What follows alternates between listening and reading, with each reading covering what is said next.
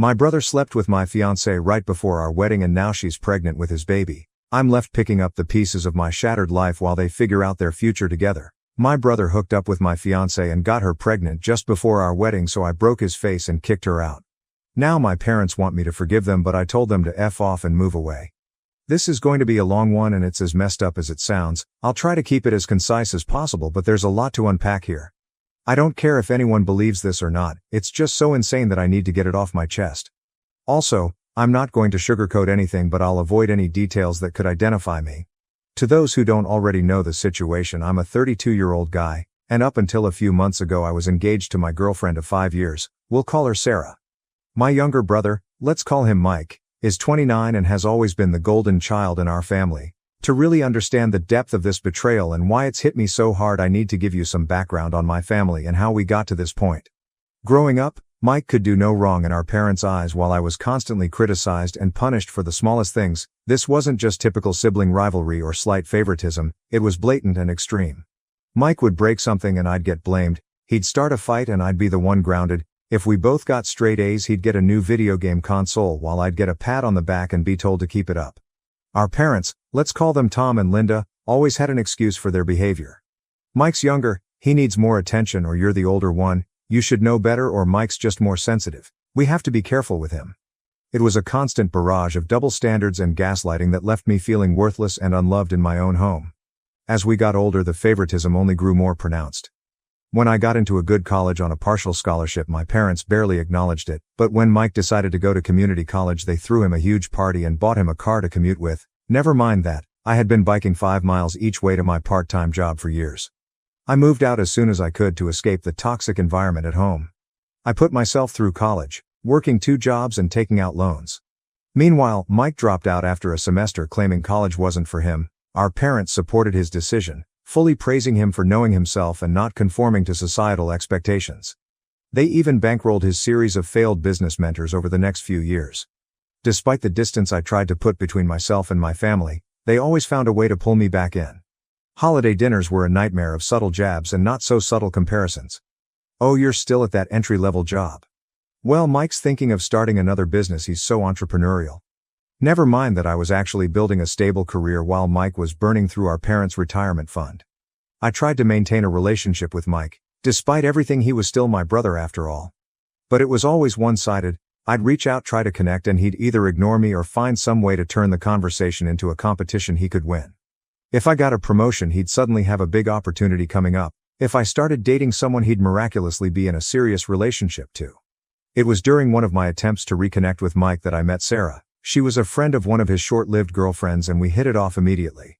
Sarah was everything I had ever wanted in a partner: smart, funny, kind, and absolutely gorgeous.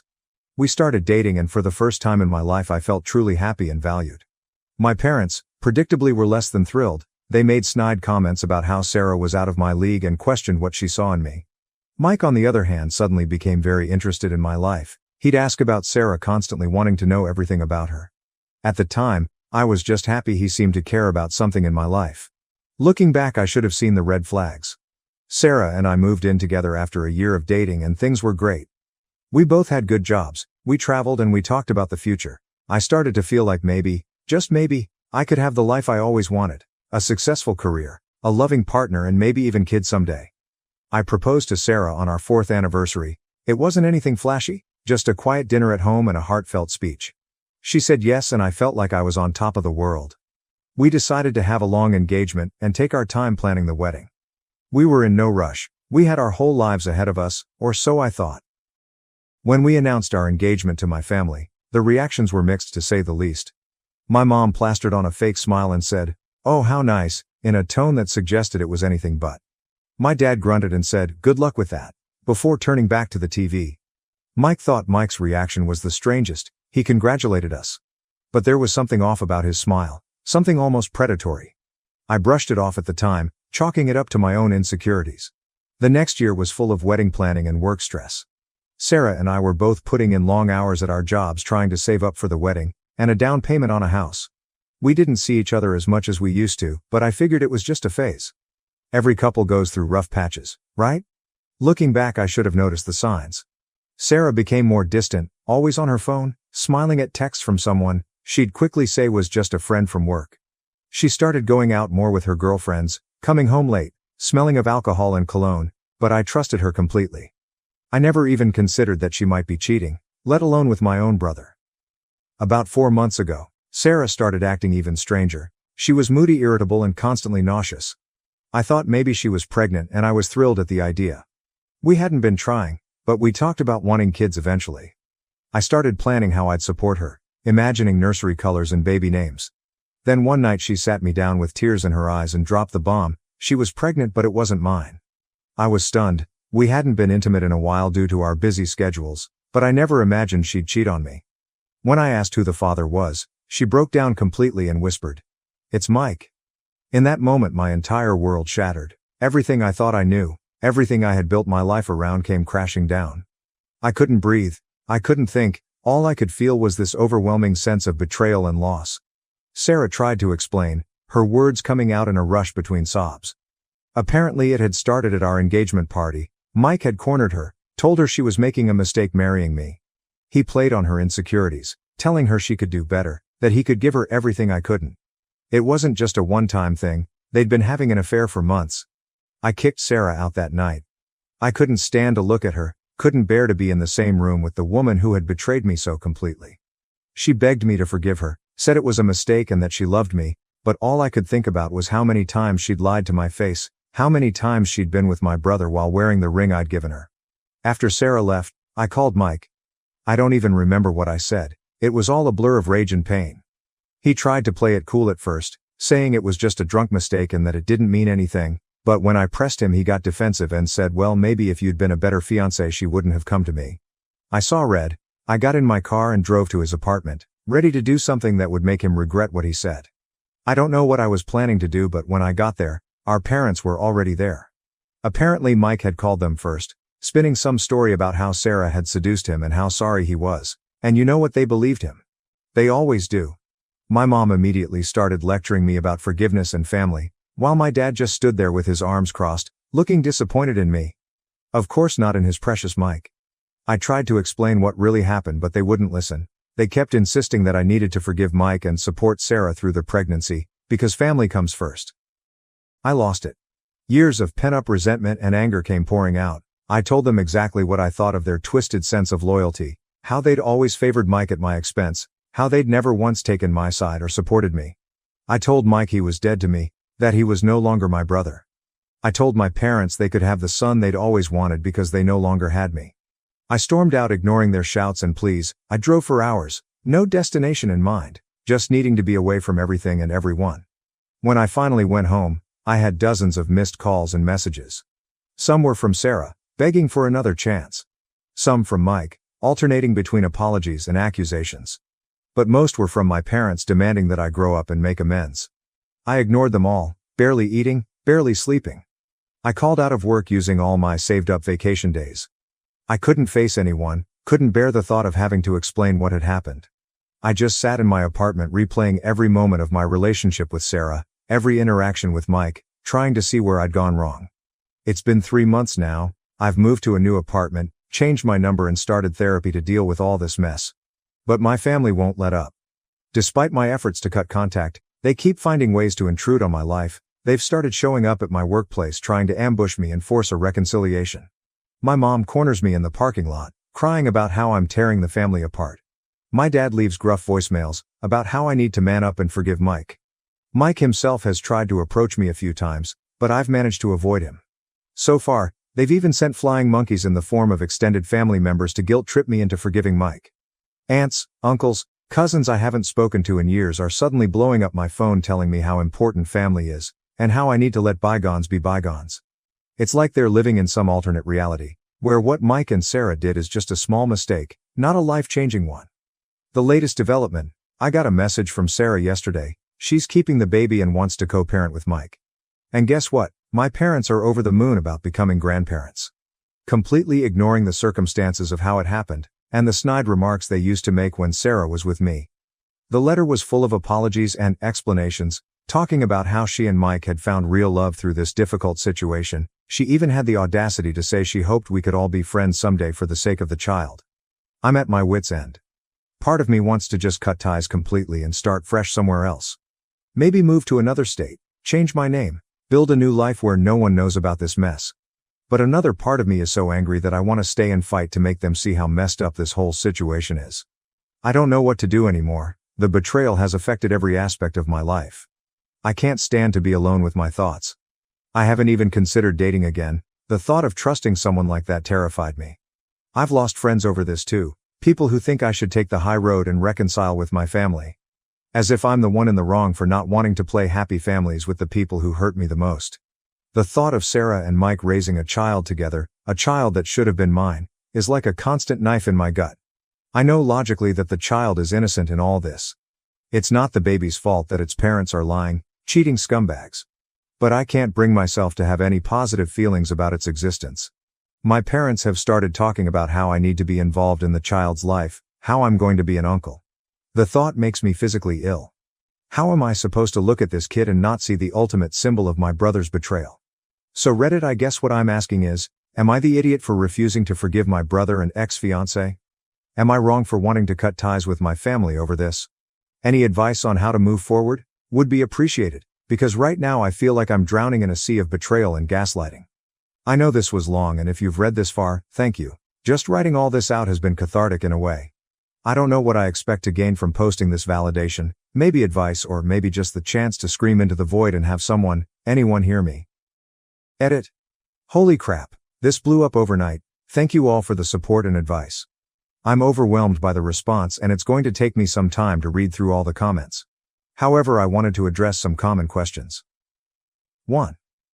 Yes, I've spoken to a lawyer about a restraining order against my family. It's in progress. 2. Though I'm not planning on having any contact with the baby, it's not the kid's fault, but I can't be involved without losing my sanity. 3.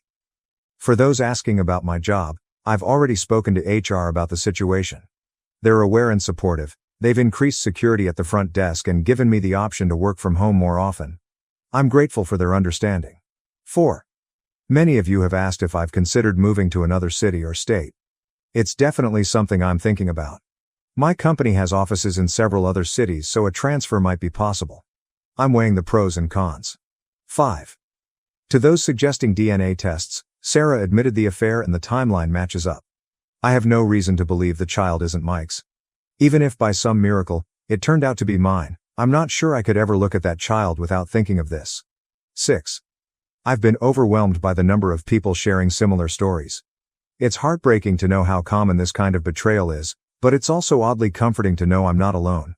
Thank you all for your vulnerability and sharing. 7. To the person who asked if I've considered legal action against Mike for alienation of affection. I looked into it, but unfortunately, it's not recognized in my state. Even if it were, I'm not sure I have the energy for a legal battle right now. 8. Several people have pointed out that Mike's behavior sounds narcissistic. I've started reading about narcissistic personality disorder, and a lot of it rings true. It's helping me understand, though not excuse, some of his actions. 9. For those asking about Sarah's family. They are shocked and disgusted as you'd expect.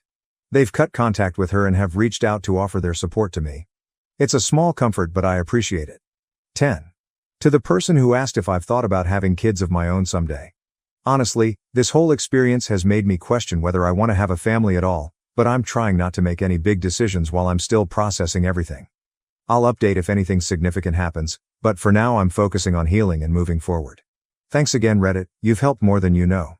Your support and advice have given me a lot to think about, and have honestly been a lifeline during this difficult time. I may not be able to respond to every comment, but please know I'm reading them all and they're helping me feel less alone in this. Update. Hey Reddit, it's been about 2 weeks since my last post and it's been a complete roller coaster. First off, thank you all for the overwhelming support and advice. I never expected my post to blow up like that, and reading through all your comments has been both heartbreaking and oddly comforting. It's messed up how common this kind of betrayal is. The past couple of weeks have been intense to say the least. Remember how I mentioned I was working on getting a restraining order? Well, that turned into a whole ordeal. My lawyer submitted the paperwork and we had a hearing scheduled. I thought it would be straightforward, given the evidence and the constant harassment, but I was wrong. My parents showed up to the hearing with their own lawyer, some fancy guy in an expensive suit, who probably charges more per hour than I make in a week. They tried to paint me as the unstable one, claiming I was tearing the family apart over a simple misunderstanding, as if Mike accidentally tripped and fell into my fiancé. The judge thankfully wasn't buying it. She granted the restraining order against Mike and my parents, but not without my mother bursting into tears in the courtroom, and my father glaring at me like I had just committed slaughter. The look on Mike's face though. I swear if looks could slaughter, I'd be 6 feet under. As we were leaving the courthouse, Mike tried to approach me. My lawyer stepped between us, reminding him of the newly instated restraining order. Mike just sneered and said this wasn't over, that I couldn't hide behind a piece of paper forever. I'd be lying if I said his words didn't shake me a bit, but for now at least I have some legal protection. The workplace situation has been another nightmare. Remember how I mentioned my family had been showing up at my workplace? Well, that came to a head. Last week, I was in a meeting with a client when my assistant buzzed in, saying my mother was in the lobby and causing a scene. Apparently she brought a photo album, and was trying to show my coworkers baby pictures of Mike and me. All while sobbing about how her boys used to be so close, I excused myself from the meeting and went down to the lobby, where I found my mom surrounded by a group of uncomfortable-looking coworkers. She was in the middle of telling a story about how Mike and I used to take baths together as toddlers. When she saw me, she tried to rush towards me talking about a baby shower, but I cut her off. I told her she needed to leave immediately, or I'd call the police and have her removed for trespassing and violating the restraining order. The look on her face was like I'd slapped her, but after everything they've put me through, I couldn't bring myself to care. Security escorted her out and I had to spend the next hour doing damage control with my boss and coworkers. Thankfully most of them were understanding, but I could tell some were wondering what kind of drama I was bringing into the workplace. The confrontation with Mike though, that's where things really went off the rails. Last Saturday, I was at the gym trying to work out some of my anger on the punching bag. I was so focused on my workout that I didn't notice someone coming up behind me until I heard his voice. I spun around and there was Mike, smirking at me like he hadn't just violated the restraining order. He started running his mouth loud enough for nearby people to hear. I told him to get out before I called the cops, but he just laughed, saying he'd tell them how I'd been threatening him and Sarah. That's when I lost it. I swung at him. My fist connected with his jaw. He stumbled back before lunging at me. We ended up on the floor trading blows like we were kids again. Except this time there were no parents to break us up, no one telling me to be the bigger person and let Mike win. I got in a few good hits before the gym staff pulled us apart. Mike's nose was bleeding and I could feel mine swelling shut. We were both yelling, trying to break free and get at each other again. The gym manager threatened to call the cops and that finally snapped me out of it. I grabbed my stuff and left. As I was driving home, still shaking with adrenaline, I got a call from an unknown number.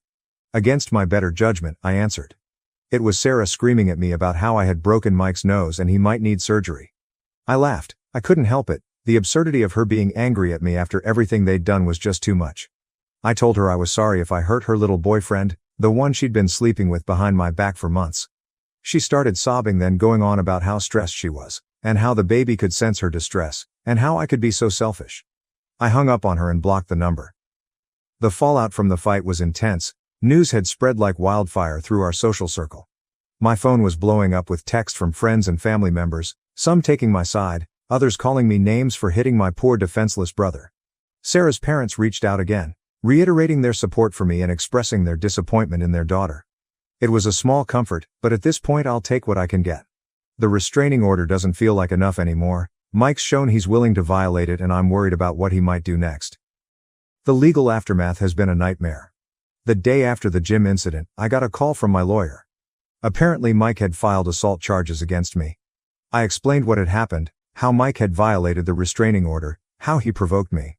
My lawyer sighed and said we'd fight it, but it might be an uphill battle, given that I threw the first punch. We're in the process of filing our own charges against Mike for violating the restraining order. My lawyer seems confident that this will help our case, but nothing's certain. I've had to give statements to the police, show them the bruises on my face and knuckles. It's humiliating, having to justify defending myself against my own brother.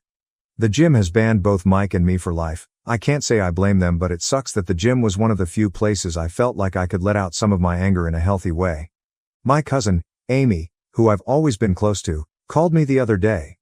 She's been catching a lot of heat from the family for supporting me, but she's standing firm. She told me some of what's been going on behind the scenes.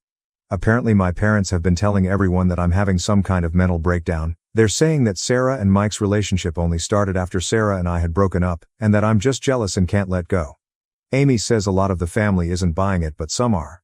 It's infuriating knowing that they're out there spreading lies about me while I'm trying to keep my head down and heal. Things at work have been, to say the least, challenging. After the incident with my mom in the lobby and the fight with Mike making the rounds on local social media, I can tell my coworkers are walking on eggshells around me. My boss called me into his office earlier this week. He started by saying he values me as an employee and understands I'm going through a difficult time, but then he hit me with the kicker. He thinks it might be best if I take a leave of absence until things settle down. He said we could call it a personal sabbatical if I'd like, paid of course. I wanted to argue, to tell him that work is the only thing keeping me sane right now, but I could see the decision had already been made, so I agreed, thanked him for his understanding and started packing up my office. As I was leaving, I overheard two of my coworkers whispering about how my brother had gotten my fiancée pregnant. I slammed my office door louder than necessary as I left, taking some small satisfaction in seeing them jump. I'd be lying if I said all of this wasn't affecting me. I've started going on long drives at night just to get out of my apartment. Sometimes I find myself parked outside my old place, the one I shared with Sarah, wondering how the hell my life turned into such a mess. In all of this chaos, I found support from an unexpected source, Sarah's younger sister Emma. Emma reached out to me through social media, apologizing for her sister's actions and offering her support. At first I was wary of what if this was some kind of trick, but after talking with her I realized she's just as disgusted by Sarah's behavior as I am. She's been feeding me information about what's going on in Sarah and Mike's world. Apparently they've moved in together, playing house as if they didn't just blow up multiple lives to be together. Emma says Sarah's been trying to paint herself as the victim, crying to anyone who will listen, about how she never meant to hurt anyone, and how she and Mike are soulmates who found each other against all odds. It makes me sick to my stomach, but I'm grateful to Emma for keeping me in the loop. Knowledge is power after all, even if it's knowledge I'd rather not have. The social media situation has been another nightmare.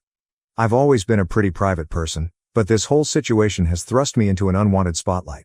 Someone, I suspect one of Mike's friends, posted about our gym feud on a local Facebook group. The post didn't use our names, but it described the situation in enough detail that anyone who knows us could figure it out. The comment section turned into a battleground. Some people were defending me, saying Mike got what he deserved, others were calling me unstable and saying I need to be locked up. I made the mistake of reading through some of the comments. One night, after a few too many beers, a big mistake. I ended up throwing my phone across the room, hard enough to crack the screen. I have since deactivated most of my social media accounts. I can't deal with the constant notifications and messages from people I haven't talked to in years, suddenly wanting to know all the juicy details of my personal life. With everything that's happened, I've realized I can't stay in this city anymore. There are too many memories, too many chances of running into Sarah, Mike or my parents. I've started looking into transfers within my company. There's an opening in our Seattle office that looks promising. It's not ideal. I've never been a fan of constant rain, but at this point I'd move to the moon if it meant getting away from all this drama. I haven't made any final decisions yet, but the idea of a fresh start is becoming more and more healing. New city, new apartment, new life. A place where no one knows me as the guy whose brother knocked up his fiancée. My parents have been suspiciously quiet since the restraining order was granted. I'm waiting for the other shoe to drop, for them to find some new way to try and force their way back into my life. Sarah's been spreading the news about her pregnancy far and wide. Emma tells me she's been posting constant updates on social media, ultrasound pictures, belly shots. The works always have a caption about how blessed she and Mike are and how excited they are to start their family. Each new piece of information feels like a fresh wound reopening the hurt. Just when I think I'm starting to heal. So that's where things stand now 2 weeks ago. I thought my life couldn't get any more messed up, but somehow it has. I'm still angry, I'm still hurt, but I'm also tired of defending myself. So Reddit, I guess this is less of an update and more of a, a cry into the void. I'm not even sure what I'm asking for at this point. Advice, sympathy, a time machine so I can go back and never introduce Sarah to my brother. Whatever happens next, I'll try to keep you all updated. Your support has meant more to me than you can know. It's good to be reminded that there are still good people out there, even when it feels like my whole world is full of betrayal and lies. Final update. Hey Reddit, it's been a week since my last update and I'm back with what I hope will be my final post on this whole mess. First off, I want to thank everyone for their support and advice. Throughout this ordeal, your words have been a lifeline during the darkest moments of my life. So where to begin? A lot has happened in just 7 days and I'm still trying to process it all. I guess I'll start with the biggest news. I'm moving. Yeah, that's right, I took the plunge and accepted a transfer to our Seattle office. It wasn't an easy decision, but after everything that's gone down, I knew I needed a fresh start. The decision came after a particularly rough day. Last week I had just gotten back from another meeting with my lawyer about Mike's assault charges, when I found a letter in my mailbox. It was from Sarah. I almost threw it away without opening it, but curiosity got the better of me. Inside was an ultrasound picture and a handwritten note, talking about how excited she and Mike were about their baby. She went on about how she hoped I could find it in my heart to be happy for them, and how the baby would love to have its uncle and its life. I saw red. Before I knew what I was doing, I had grabbed my phone, unblocked Sarah and dialed her number. She picked up on the second ring and I just let loose. I told her exactly what I thought of her, Mike and their happy little family. I told her she was delusional if she thought I'd ever want anything to do with that kid and that. As far as I was concerned, she, Mike and the baby could all go to hell. It wasn't my finest moment, but I felt like I'd finally said all the things I'd been holding back. That's when I knew I couldn't stay in this city anymore. I called my boss that same night and told him I wanted to take the transfer to Seattle. He seemed relieved. To be honest, I think he was worried about how all this drama might affect the company. He promised to fast-track the paperwork and by the next morning it was official. I had 2 weeks to pack up my life and move across the country. The news of my move spread quickly through my family and social circle. My parents predictably were furious. They showed up at my apartment unannounced again, violating the restraining order to try and talk me out of it. My mom was crying, saying I was abandoning the family, while my dad was red-faced and yelling about how I was being selfish and immature. I didn't engage. I just called the police and had them removed for violating the restraining order. As they were being escorted out, my mom shouted that I would regret this, that family was everything and I was throwing it all away. I just closed the door and went back to packing. Mike's reaction was different. He didn't try to contact me directly. Probably because of the pending legal issues, but he put up a long post on social media about how some people can't handle seeing others happy, and how he and Sarah were rising above the hate to focus on their new family. It was clearly aimed at me, trying to paint himself as the victim. I'll admit it stung to see how many people liked and commented in support of him, but I reminded myself that their opinion doesn't matter. They don't know the truth. Sarah's reaction was the most surprising. After our phone call, she reached out to her sister Emma, who, if you remember, had been keeping me in the loop about what was going on with Sarah and Mike. Apparently my words had hit home harder than I expected. Emma told me that Sarah had broken down, admitting that she knew what she and Mike had done was wrong, and that she was terrified of the future. My cousin, Amy, bless her, offered to help me pack. She even told me more about what's been happening with the family. Amy told me that my aunt, my mom's sister, had a big blow-up with my mom calling her out for always favoring Mike, and pushing me away. It got pretty ugly, with my aunt saying that my mom and dad were reaping what they'd sown with their years of favoritism. I can't say I'm not a little satisfied to hear that someone is finally calling them out on their behavior. The legal situation is still ongoing, but my lawyer assures me that my move won't affect anything. We're still pressing charges against Mike for violating the restraining order and fighting the assault charges he filed against me. My lawyer seems confident that the judge will see through Mike's claims, especially given his history of violating the restraining order. The fact that I'm moving across the country should also help demonstrate that I'm not a threat to Mike, which might help get his charges dismissed. I'm not sure if I'll post any more updates after this part. Starting fresh means leaving the past behind, and as helpful as this community has been, I think it's time for me to step away from rehashing this story. I need to focus on building my new life, not dwelling on the old one. So I guess this is it, my final update. Wish me luck, Reddit. I've got a whole new life waiting for me in Seattle, and I intend to make the most of it. Thank you so much for watching till the end. If you really like our videos, then don't forget to like, share and subscribe. Have a good day.